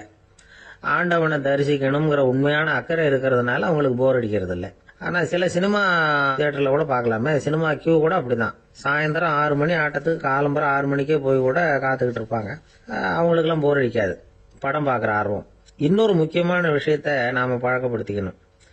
லிவ் ஃபார் தி மூமெண்ட் அப்படிங்கிறாங்க நிபுணர்கள். ரொம்ப பேர் எப்படின்னா அடுத்தபடியா நடக்க போற விஷயத்திலேயே கவனமா இருப்பாங்க. அந்த நினைப்புலயே இந்த நிமிஷத்தை பொறுமை இல்லாம கழிப்பாங்க. ஒருத்தர் இருக்கார், அவர் எப்படின்னா ஆபீஸ் முடியறதுக்குள்ளேயே சார் 5 மணிக்கெல்லாம் ரெடியா இருங்க, நாம அந்த ஹோட்டல்ல போய் டிஃபன் சாப்பிடணும் அப்படின்னு 4 மணிலேருந்து சொல்லிட்டு இருப்பார். 4:55 பரபரப்பா ஓடி வருவார். 2 பேரும் புறப்படுவோம், ஹோட்டலுக்கு போவோம், சாப்பிட்டுக்கிட்டு இருப்போம். அப்படி சாப்பிட்டுட்டு இருக்கிறப்ப சார் சாப்பிட்டு முடிச்சது நேரா ஒரு ஜவுளி கடைக்கு போறோம் அப்படிம்பார். பரபரக்க சாப்பிட்டு முடிப்பார், புறப்படுவார். ஜவுளி கடையில அவசரமா சீக்கிரம் பில் போடுங்க சார், சினிமாவுக்கு நேரம் ஆயிடும் பாரு. சினிமா தியேட்டர்ல உட்காந்து அடுத்தபடியா எங்க டின்னர் சாப்பிடுறதுன்னு யோசனை பண்ணிட்டு இருப்பார். ராத்திரி படுக்கையில விழுந்ததுக்கு அப்புறமும் நாளைக்கு காலையில எழுந்திரிச்சதும் அதை பண்ணணும் இதை பண்ணணும்னு திட்டம் போட்டுக்கிட்டே இருப்பார். அதாவது எப்பவும் அடுத்த நிமிஷம், அடுத்த நாள், அடுத்த வாரம், அடுத்த வருஷம், இதுதான் அவங்க சிந்தனை.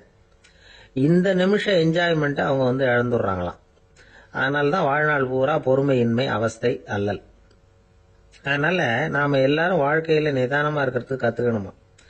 அதுக்காக இந்த நிதானத்துக்கு வேற விதமான அர்த்தம் பண்ணிக்க கூடாது. ஒருத்தர் அப்படித்தான் ஒரு தடவை அவருடைய குதிரை காணாம போயிட்டுதான். அதுக்காக அவர் கவலைப்படல, நிம்மதியா இருந்தார், சந்தோஷமா இருந்தார். என்ன சார் இது, உங்க குதிரை திருட்டு போயிட்டுதுங்கிறீங்க, நீங்க கவலைப்படாம இருக்கிறீங்களே அப்படின்னு கேட்டாங்களாம். அதுக்கு அவர் சொல்லியிருக்கார், நல்ல வேலை சார், கட்டி இருந்த குதிரை காணாம போயிருக்குது. நான் அது மேல உட்கார்ந்து இருக்கிற சமயம் அது காணாம போயிருந்ததுன்னா, திருட்டு போயிருந்ததுன்னா நானும் சேர்ந்துல காணாம போயிருப்பேன் அப்படின்னாராம். எவ்வளவு நிதானமான ஆள் பாருங்க.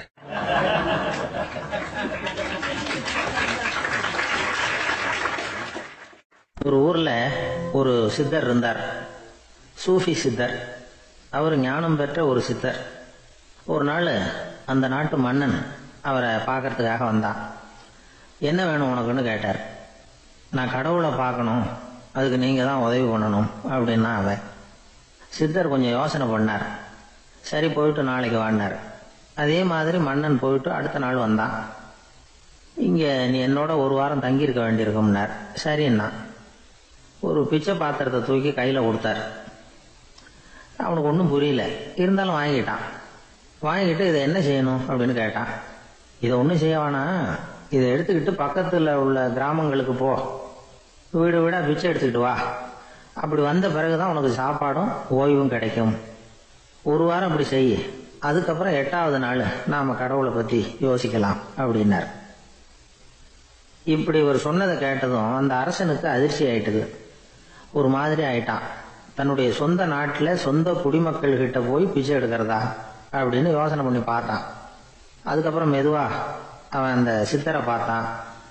ஐயா, சொந்த நாட்டிலேயே பிச்சை எடுக்கிறதுன்னா எனக்கு ஒரு மாதிரியா இருக்கு, வெக்கமா இருக்கு.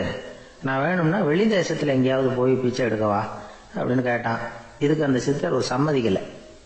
இதோ பாரு, உன்னால பிச்சை எடுக்க முடியலன்னா பேசாம திரும்பி அரண்மனைக்கே போயிடு.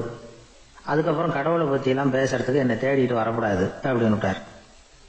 மன்னன் தயங்கினான். இருந்தாலும் மனசை சரி பண்ணிட்டு சம்மதிச்சான். சரிங்க, ஒரு வாரம் இங்க தங்குறேன், நீங்க சொல்றது மாதிரி பக்கத்து கிராமங்களுக்கு போறேன், வீடு வீடா பிச்சை எடுக்கிறேன், வர்றேன் அப்படின்னா. ஒரு வாரம் தெரு தெருவா பிச்சை பாத்திரத்தோட அலைஞ்சான். சொந்த ஊர்ல சொந்த குடிமக்கள் கிட்ட பிச்சை எடுத்தான். 7 நாள் முடிஞ்சது. 8வது நாள் அந்த சித்தர் மன்னனை கூப்பிட்டார். இப்படி வாழ்னார். வந்தான். இனிமே நீ கடவுளை பத்தி என்கிட்ட கேட்கலாம்னார். இனிமே கேட்கறதுக்கு ஒண்ணுமே இல்லை சுவாமின்னா இவன். ஒரு வார காலம் பிச்சை எடுத்த பிறகுதான் கடவுளை காண முடியும் அப்படின்னு நான் கனவு கூட காணவில்லைன்னா. அப்படின்னா நீ பிச்சை எடுத்த காலத்துல அப்படி என்னதான் நடந்தது அப்படின்னு கேட்டார் அவரு. சுவாமி, ஒரு வார காலம் பிச்சை எடுத்ததுல என்னுடைய ஆணவம் அழிஞ்சுட்டுது. அது இப்போ இருக்கிற இடமே தெரியல. இப்போ அதை காணவே காணோம். பிச்சைக்காரனா இருந்தப்போ பெற்றதை மன்னனாக இருக்கும்போது பெற முடியாதுங்கிறத புரிஞ்சுக்கிட்டேன் அப்படின்னா மன்னன். அடக்கம் பிறந்தவுடன் தெய்வீக கதவுகள் திறந்து கொள்ளுகின்றன அப்படிங்கிறார் ஓஷோ. நம்மால் ஒருத்தன் ஆணவம் அழியணுங்கிறதுக்காக ஒரு திருவோட்டை எடுத்துக்கிட்டு தெரு தெருவா பிச்சை எடுக்க ஆரம்பிச்சான். என்ன, தெய்வீக கதவுகள் திறந்துதா அப்படின்னு கேட்டார் ஒருத்தர். தெய்வீக கதவு திறக்கிறதுக்கு முன்னாடியே எங்க வீட்டு கதவு சாத்திக்கிட்டுதுன்னா. என்னடா சொல்றேன்னார். இனிமே வீட்டுக்குள்ளேயே வர வேணாம், இதையே தொழிலா வச்சுக்கோ அப்படின்னு எங்க வீட்டுல சொல்லிவிட்டாங்க சார் அப்படின்னா.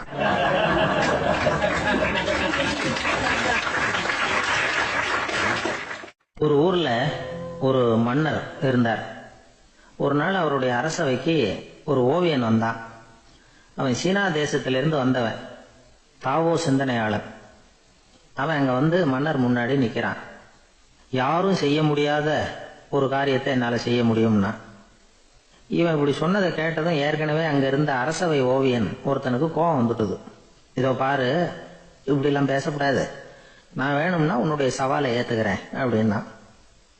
நாம 2 பேரும் ஓவியம் தீட்டுவோம், அதை பார்த்துட்டு நம்ம 2 பேர்ல யாரு சிறந்த ஓவியன் அப்படிங்கறத மன்னரே தீர்மானம் செய்யட்டும், என்ன சொல்ற அப்படின்னு கேட்டான் அவன்.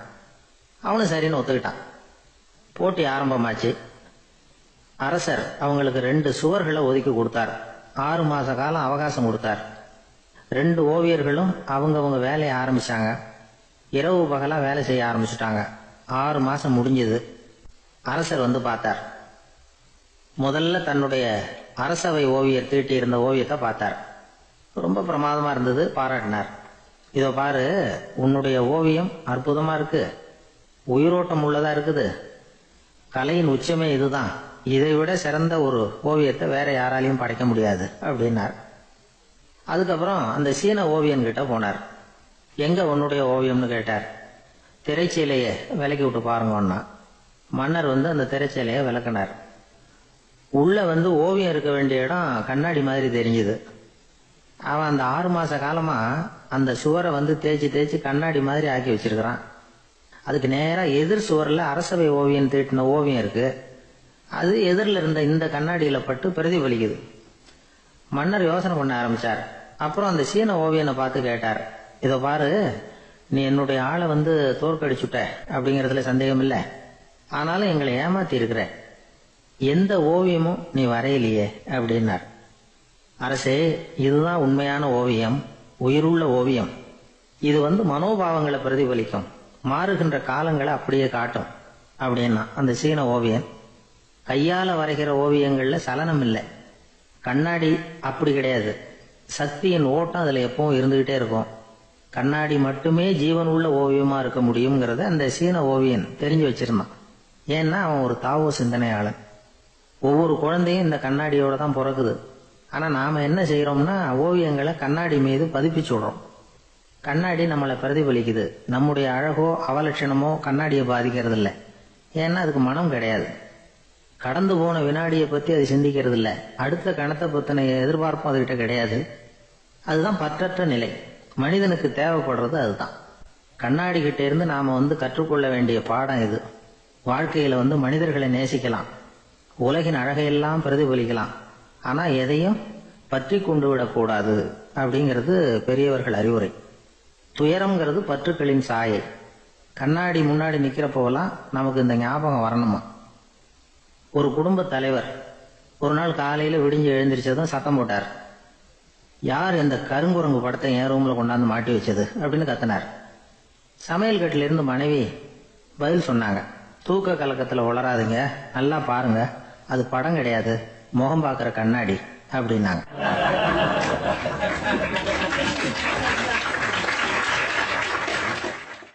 அர்ஜுனன் கேட்ட கேள்விக்கெல்லாம் பகவான் கண்ணன் பதில் சொன்னார். அதுக்கு பேரு பகவத்கீதை. அதே மாதிரி உத்தவன் கேட்ட கேள்விக்கும் அவர் பதில் சொல்லியிருக்கிறார். அதுக்கு என்ன பேருன்னா உத்தவ கீதைன்னு பேர். அது சரி, உத்தவன்னா யாரு? கண்ணனுக்கு சின்ன வயசுல இருந்தே தேர் ஓட்டிக்கிட்டு இருந்தவன் அவன் தான். குருஷேத்திர போர் முடிஞ்சது. அதர்மத்தை அழிச்சு தர்மத்தை நிலைநாட்டி தர்மனுக்கு முடிச்சு விட்டினார் கண்ணபிரான். அதுக்கப்புறம் துவாரகைக்கு திரும்பினார்.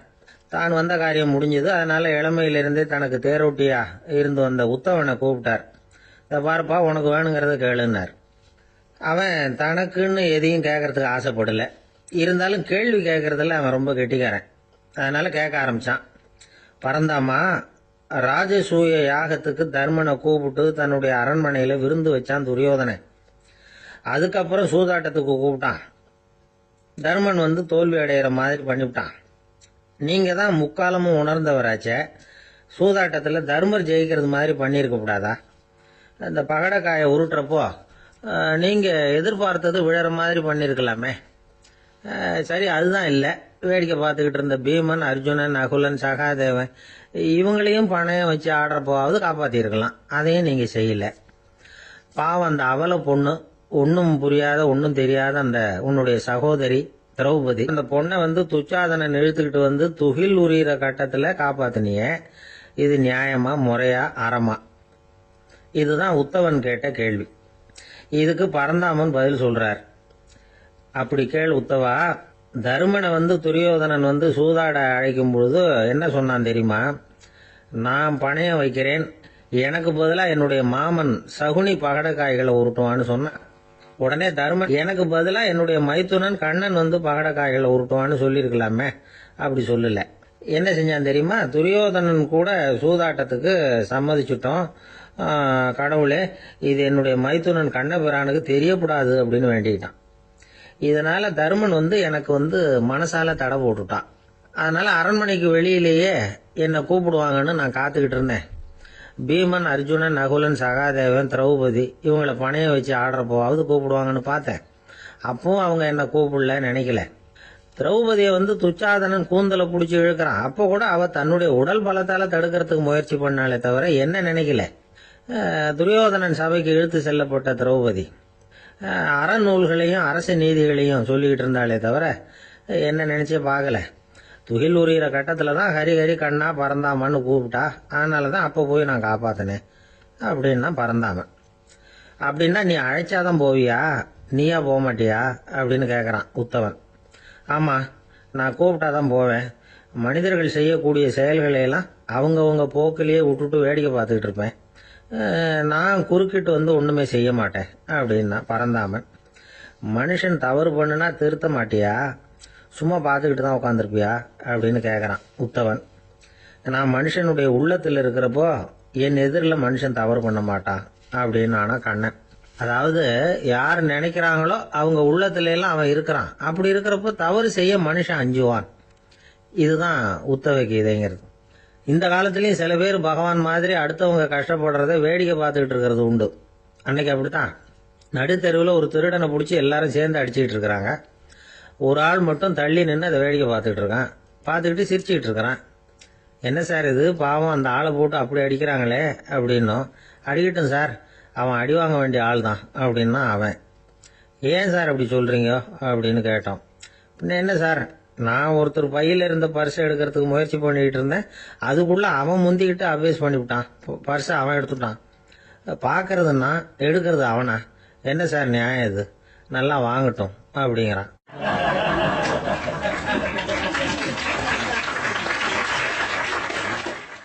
ஒரு பள்ளிக்கூடம் வகுப்பு நடந்துகிட்டு இருக்கு.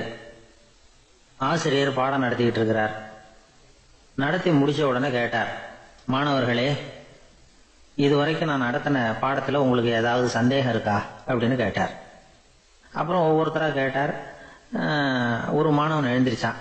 சார், எனக்கு சந்தேகம் எதுவுமே இல்லைன்னா. ஏன்னு கேட்டார். ஏன்னா எனக்கு நீங்கள் நடத்தின பாடம் தெளிவாக புரிஞ்சுட்டுது, அதனால சந்தேகம் வரலன்னா. இன்னொரு மாணவன் எழுந்திருச்சான். சார், எனக்கும் சந்தேகம் எதுவும் இல்லைன்னா. ஏண்டான்னு கேட்டார். ஏன்னா எனக்கு நீங்கள் நடத்தின பாடம் எதுவுமே புரியல, அதனால சந்தேகம் வரல அப்படின்னா. இந்த இடத்துல நாம் கொஞ்சம் சிந்திச்சு பார்க்கணும். இந்த உலகத்தில் எல்லாம் புரிஞ்ச ஒருத்தனுக்கும் சந்தேகம் வராது, எதுவுமே புரியாத ஒருத்தனுக்கும் சந்தேகம் வராது. அறகுறையாக புரிஞ்சுக்கிட்டவன் இருக்கான் பாருங்க, அவனுக்கு தான் அடிக்கடி சந்தேகம் வரும். ஆக மாணவர்களை இந்த 3 வகையாக பிரிக்கலாம். அதே மாதிரி தான் மனிதர்களையும் 3 வகையாக பிரிக்கிறாங்க ஆன்மீகவாதிகள். ஒரு ஆன்மீக பெரியவர் என்ன சொல்றாரு தெரியுமா? இந்த உலகத்தில் 3 வகையான மனிதர்கள் இருக்கிறாங்களாம். முதல் வகை எப்படி தெரியுமா? இவங்களுக்கு எதையும் தெரிஞ்சுக்கணுங்கிற அவசியமே கிடையாது. ஏன்னா அவங்களுக்கு எல்லாமும் தெரியும். இவங்க ஞானத்தின் முழு வடிவா இருக்கிற காரணத்தினால அவங்களுக்கு எந்த சந்தேகமும் இல்லை, எந்த கேள்விகளும் கிடையாது. இந்த நிலையில இருக்கிறவன் கிருஷ்ணன். எல்லாத்துக்கும் விட தெரிஞ்சுக்கிட்ட நிலையில அவன் விடையாக மாறிவிட்டான் அப்படின்னு சொல்லுவாங்க. 2வது நிலையில இருக்கிறவன் அர்ஜுனன். இவனுக்கு எப்போ பார்த்தாலும் கேள்விதான், சந்தேகம்தான். பதில் சொல்ல சொல்ல அவனுக்கு இருக்கிற சந்தேகமும் அதிகமாகிட்டே இருக்கும், குறையவே குறையாது. அர்ஜுனன் மாதிரி உள்ளவங்க எப்பவும் கேள்வி கேட்டுக்கிட்டே இருப்பாங்க. ஒரு கேள்விக்கு விட கிடைச்சுட்டுன்னு வைங்க, உடனே இன்னொரு கேள்வி அவங்க கிட்ட இருந்து வரும். கிருஷ்ணனுடைய நிலை எப்படின்னா அது கேள்விகளே அற்ற ஒரு நிலை. அர்ஜுனனுடைய நிலை எப்படின்னா அது கேள்விகளை தவிர வேறு எதுவும் அற்ற ஒரு நிலை. இவங்களை தவிர இன்னொரு ஆள் இருக்கிறான், அவனுக்கும் கேள்விகள் அற்ற ஒரு நிலை தான். அவன் யாருன்னா துரியோதனன். இவனுக்கு தெரிஞ்சுக்கணுங்கிற எண்ணமே சுத்தமாக கிடையாது. ஆவலே இல்லைங்கிறதுனால அதை புரிஞ்சுக்கணுங்கிற அவசியமும் இல்லை. அதனால அவனுக்கு கேள்விகள் அற்ற ஒரு நிலையில அவன் இருந்துகிட்டு இருக்கிறான். எல்லா பதிலும் தெரிந்து கொண்ட நிலையில கிருஷ்ணனும் கேள்விகள் அற்ற நிலையில இருக்கிறான். தெரிஞ்சுக்கணுங்கிற ஆவலே இல்லாத துரியோதனனும் கேள்விகள் அற்ற நிலையிலே இருக்கிறான். இப்படியும் இல்லாம அப்படியும் இல்லாம 2ம் கெட்டான நிலையில இருக்கிறானே, அவன் தான் அர்ஜுனன். அதனால பெரியவங்கள்லாம் என்ன சொல்றாங்கன்னா, இந்த உலகத்துல அர்ஜுனன்களா இருக்கிறவங்க ஒண்ணு துரியோதனனா மாறிடணும், இல்லைன்னா கிருஷ்ணனா மாறிடணும். இதை தவிர வேற வாய்ப்பு இல்லை. துரியோதனன் மாதிரி உள்ளது விலங்கு நிலை, கிருஷ்ணன் மாதிரி உள்ளது தெய்வ நிலை. அர்ஜுனன் விலங்காவும் ஆக முடியல, தெய்வமாவும் ஆக முடியல. இப்படி 2ம் கெட்டானா இருக்கிற வரைக்கும் இந்த கேள்விகளும் பிரச்சனைகளும் இருந்துகிட்டே தான் இருக்கும். இதுதான் பெரியவர்கள் சொல்லுகிற அனுபவ உண்மை. ஒரு ஆசிரியர் ரொம்ப விரிவா விளக்கமா பாடம் நடத்தின பிறகு, மாணவர்களே ஏதாவது சந்தேகம் இருந்தா கேளுங்கன்னாராம். ஒரு மாணவன் எழுந்திருச்சான். சார், எனக்கு ஒரு சந்தேகம்னா. என்னன்னு கேட்டார். இது வரைக்கும் என்ன பாடம் சார் நடத்தினீங்க அப்படின்னா அந்த பையன்.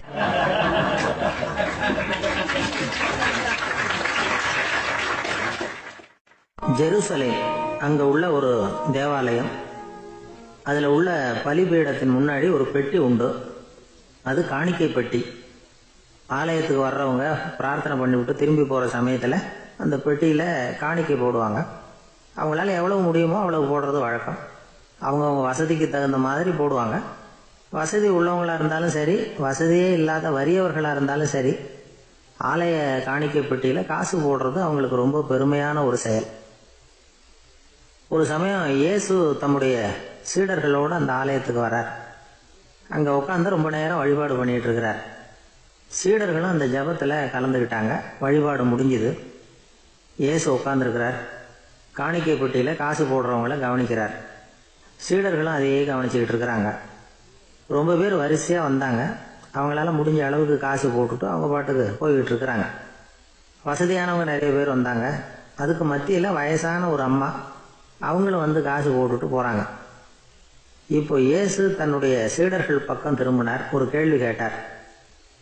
இப்போ இந்த காணிக்கை பெட்டியில் நிறைய பேர் வந்து காசு போட்டுட்டு போகிறத நீங்கள் கவனிச்சிங்க. இன்னைக்கு இந்த காணிக்கை பெட்டியில் ரொம்பவும் அதிகமாக காசு போட்டது யார் அப்படின்னு கேட்டார். முதல்ல வந்தார ஒரு பெரிய மனுஷன், அவர் தான் அதிகமாக போட்டார் அப்படின்னாரு ஒருத்தர். மூணாவதாக வந்தவர் தான் அதிகமாக போட்டார், நான் கவனித்தேன் அப்படின்னாரு இன்னொருத்தர். இப்படி ஆளுக்கு ஒரு விதமாக சொல்கிறாங்க. கடைசியாக இயேசு சொன்னாராம், இன்றைக்கு அந்த பெட்டியில் அதிகமாக காசு போட்டவங்க அந்த வயசான அம்மா தான் அப்படின்னாராம். சீடர்களுக்கு ஒன்றும் புரியல. அந்த அம்மா ரொம்பவும் ஏழையாச்சே, அவங்க எப்படி அதிகமாக காணிக்கை செலுத்த முடியும் அப்படிங்கிறது அவங்க சந்தேகம். இயேசு விளக்குனார். நிறைய பேர் வந்தாங்க, நிறையவே காசுகள் போட்டாங்க, அது உண்மைதான். ஆனால் அந்த அம்மா என்ன பண்ணாங்க கவனிச்சிங்களா? வந்தாங்க, தன்னுடைய காசு பையை திறந்தாங்க, அப்படியே கொட்டுனாங்க. அதில் இருந்தது 2 காசுகள் தான். அந்த 2 காசும் காணிக்கை பெட்டியில் விழுந்துட்டுது. மற்றவங்கள்லாம் தங்கள்கிட்ட இருந்த செல்வத்தின் ஒரு சிறு பகுதியை எடுத்து பெட்டியில் போட்டாங்க. ஆனால் இந்த அம்மா தன்கிட்ட என்ன இருந்ததோ அதை அப்படியே போட்டுட்டாங்க. தன்னுடைய பிழைப்புக்காக வச்சிருந்த அவ்வளவையும் இழக்கிறதுக்கு தயாராகிட்டாங்க. அவ்வளவு தாராள மனசு அவங்களுக்கு. அதனால் அவங்க செலுத்தின காணிக்கை தான் அளவில் அதிகம் அப்படின்னார். விலை மதிப்பில்லாத முத்து புதையல் ஒருத்தனுக்கு கிடைக்க போகுதுன்னு வச்சுக்கோங்க. அதன் மதிப்பை உணர்ந்தவன் என்ன பண்ணுவான்? அதை அடையிறதுக்காக தன்கிட்ட இருக்கிற எதையும் கொடுக்கறதுக்கு தயாராக இருப்பான் இல்லையா? அது மாதிரி தான் இதுவும் அப்படின்னார். உலக மதிப்பீடுகளை துரும்பா தூசியா மதித்து அதையெல்லாம் உதறி விடுகிறவன் இறையருள் அப்படிங்கிற இணையில்லாத செல்வத்தை பெறுகிறான் அப்படிங்கிறது இதில் உள்ள கருத்து. இறைவனுக்காக இழப்பதுன்னா துன்பப்படுகிறவர்களுக்காக, ஏழைகளுக்காக, ஏதுமற்றவர்களுக்காக இழப்பது அப்படின்னு அர்த்தம். உங்கள் அயலானுக்கு நீங்கள் என்ன உதவி செய்தாலும் அதை எனக்கே செய்கிறீர்கள் அப்படின்னு இயேசு சொல்லியிருக்கிறார். அடுத்தவங்களுக்கு உதவணுங்கிற குணம் இன்னைக்கு ரொம்ப குறைஞ்சி போச்சு. ஒருத்தன் வாழைப்பழத்தோல் வழுக்கி கீழே விழுந்துட்டான். பக்கத்தில் இருந்த நண்பன் உடனே இவனை தூக்கிக்கிட்டு போய் ஆஸ்பத்திரியில் சேர்த்துட்டான். அதுக்கப்புறம் சொன்னான், நீ அந்த வாழைப்பழத்தோலில் காலை வைக்க போகிறத முன்னாடியே நான் கவனிச்சுட்டேன் அப்படின்னானா. அப்படின்னா அப்போவே நீ எனக்கு உதவி செஞ்சுருக்கலாமே அப்படின்னானா அவன். நான் டாக்டருக்கு உதவலாம்னு நினச்சிட்டேன் அப்படின்னா இவன்.